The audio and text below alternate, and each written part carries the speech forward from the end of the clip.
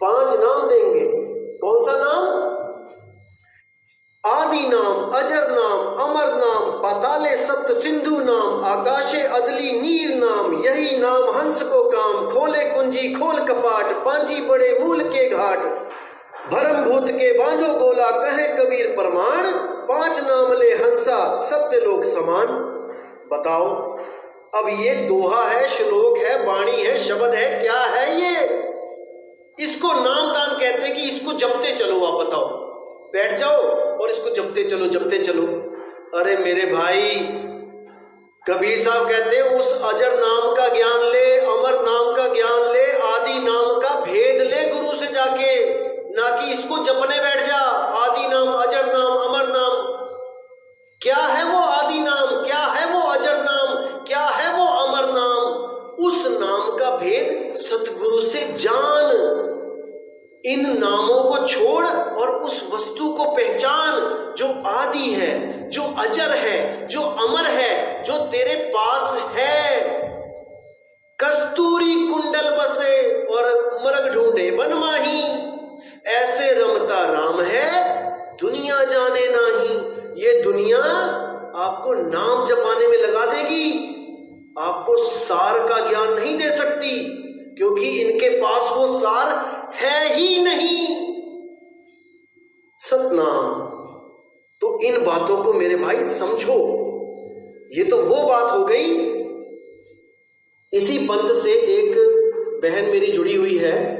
मैंने उससे पूछा कि क्या आप जो ऑडियो सुन रहे हो मेरी, उससे आपको कुछ विवेक हो रहा है, कुछ समझ में आ रहा है, 52 अक्षर का जाल कुछ समझ में आ रहा है? वो कहती हाँ भैया मुझे आ रहा है समझ में, लेकिन जहां पे मैं हूं वो ठीक है, वो सही है। मैंने कहा ठीक है, ओके रिपोर्ट है, बिल्कुल सही है, लेकिन जब काल आएगा तो क्या करोगी? जब काल आएगा तो क्या करोगी? तो वो कहती मैं 5 नाम जपूंगी। तो मैंने ये 5 नाम जब खोल के बताए, मैंने कहा क्या ये जपोगी? अजर नाम, अमर नाम, आदि नाम? वो कहती आपको कैसे पता? मैंने कहा चलो ये छोड़ो कि कैसे पता, अब इस पे विवेक लगाते हैं कि काल जब आएगा तो आप ये 5 नाम जपोगी और काल डर के भाग जाएगा। तो कहती हाँ ऐसा ही होगा। तो मैंने उसको एक उदाहरण दिया, मान के चलो कि जैसे डंडा है, डंडा। अब डंडे के नाम क्या है? डंडा, लाठी, सोटा, लकड़ी और लठ। अब ये 5 नाम हो गए, डंडा, सोटा, लाठी, लकड़ी, लठ। अब ये 5 नाम है और आपको गुरु ने नाम 5 दे दिए और आपको क्या बोला कि इसको जपते रहना। और जो कुत्ता होता है वो इससे डरता है, इन नाम से डरता है। तो ठीक है, आपने गुरु पे विश्वास किया और आप चले गए। और जैसे ही आप उस गली में पहुंचे जहां पे बहुत बड़ा कुत्ता, बहुत पागल कुत्ता था, वहां पे जब वो झपट्टा मारने लगा तो आपने वहां पे क्या बोला? लाठी, लठ, सोटा, डंडी, लकड़ी, लाठी, लठ, सोटा, डंडी, लकड़ी। अरे भाई वो तुम्हें काट लेगा, क्योंकि वो नाम से नहीं डरता जो तुम जप रहे हो मंत्र। जब तुम्हारे पास वो वस्तु होगी जिसको लाठी, लठ, डंडा, सोटा, लठ कहते हैं, जब वो वस्तु तुम्हारे पास होगी तब वो कुत्ता तुमसे डर के आगे आगे भागेगा। तो वस्तु नहीं है, वस्तु के नाम लेके बैठे हो भाई, बात नहीं बनेगी। वो अजर नाम क्या है? वो अमर नाम क्या है? वो आदि नाम क्या है? वो पूछो, ना कि गुरु से पूछा गुरु जी मुझे आदि नाम बताओ क्या है, अजर नाम बताओ क्या है, अमर नाम क्या है। तो गुरु जी कहता बेटा तू जप, आदि नाम जप, अमर नाम जप, अजर नाम जप, तुझे मिल जाएगा। यानी जो सवाल तुमने गुरु से पूछा गुरु ने वही तुम्हें जपवा दिया उत्तर देने के बजाय। जैसे मैंने पूछा गुरु जी सोना कैसे मिलेगा, सोना क्या होता है? तो गुरु जी ने क्या बोला? ये नहीं बताया कि क्या होता है, कैसे मिलेगा। उन्होंने बोल दिया बेटा सोना सोना जप। अब मैं सोना सोना जप रहा हूं और सोच रहा हूं कि मुझे सोना मिल जाएगा। कभी नहीं। वस्तु कहीं ढूंढे कहीं कैसे लागे हाथ, और गुप्त वस्तु तब मिले भेदी लीजे साथ।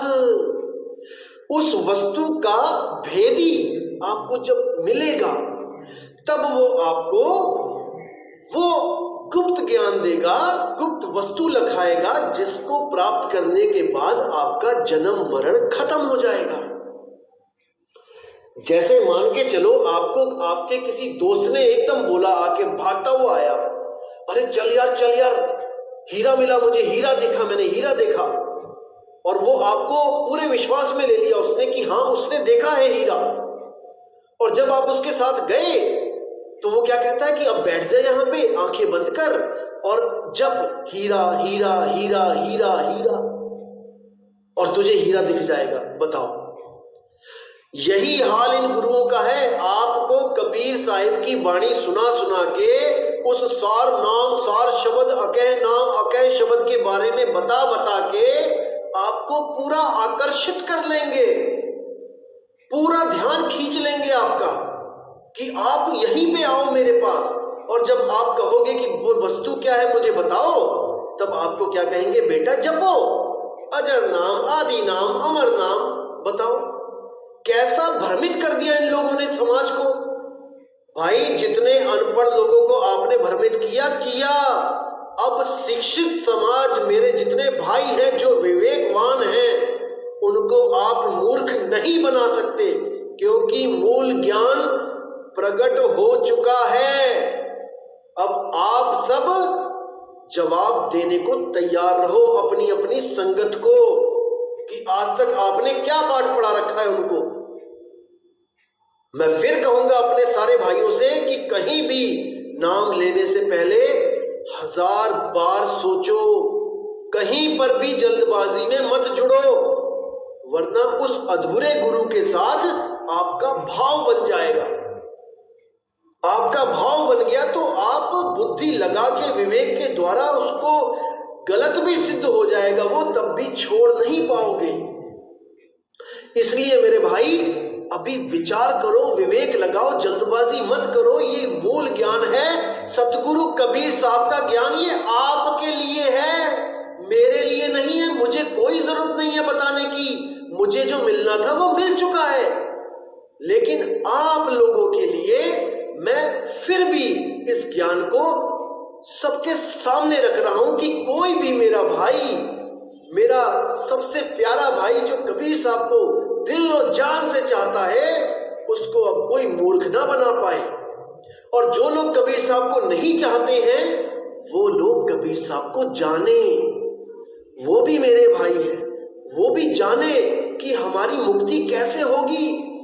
जिन पंथों में वो जुड़े हैं, किसी भी देवी देवता की शरण में हैं, उनके ग्रंथ पढ़ो। जो शिव जी से जुड़ा हुआ है वो शिव महापुराण पढ़ो, सृष्टि रचना देखो कि कैसे पैदा हो रहे हैं सब। जो विष्णु जी से जुड़ा है वो विष्णु जी की सृष्टि रचना देखो, और जो ब्रह्मा जी से जुड़े हैं वो ब्रह्मा जी की सृष्टि रचना देखो।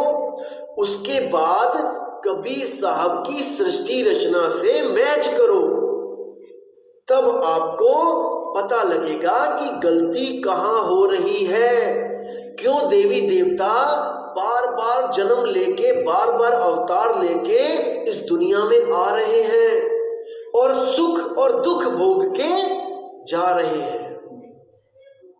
अब कई लोग सोचेंगे कबीर साहब भी आ रहे हैं, तो मेरे भाई कबीर साहब केवल और केवल मुक्ति की बात करने आते हैं यहां पे, और कोई ज्ञान नहीं है उनके पास, केवल अपना ज्ञान है, सार ज्ञान है, निज ज्ञान है, निज स्वरूप है, जिसको हमने पाके हमेशा के लिए मुक्त हो जाना है।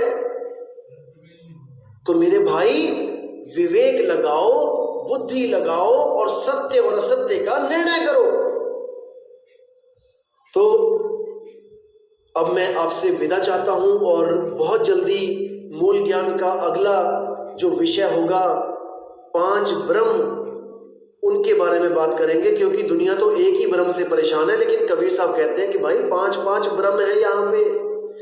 मूलतः 2 ब्रह्म होते हैं, साकार और निराकार, सरगुण ब्रह्म, निर्गुण ब्रह्म। और उस निराकार के भी आगे कालजाल इतना है कि उसके भी 5 रूप हैं। वो क्या है वो मैं अगली ऑडियो में आपको बिल्कुल क्लियर कर दूंगा। तो इसी के साथ मैं आपसे विदा चाहता हूं और मैं हमेशा अरदास करूंगा कि परमात्मा आपको इतना विवेक दे कि कोई भी आपको मूर्ख ना बना पाए। मैं कभी नहीं चाहूंगा कि आप हमारे पास आओ, कभी मत आओ, बिल्कुल मत आओ, जहां पर हो वहीं रहो, लेकिन लुट मत जाना मेरे भाई, कोई आपको लूट ना सके। इसलिए मैं ये ज्ञान बना रहा हूं, बता रहा हूं, ये ऑडियोज में बना रहा हूं।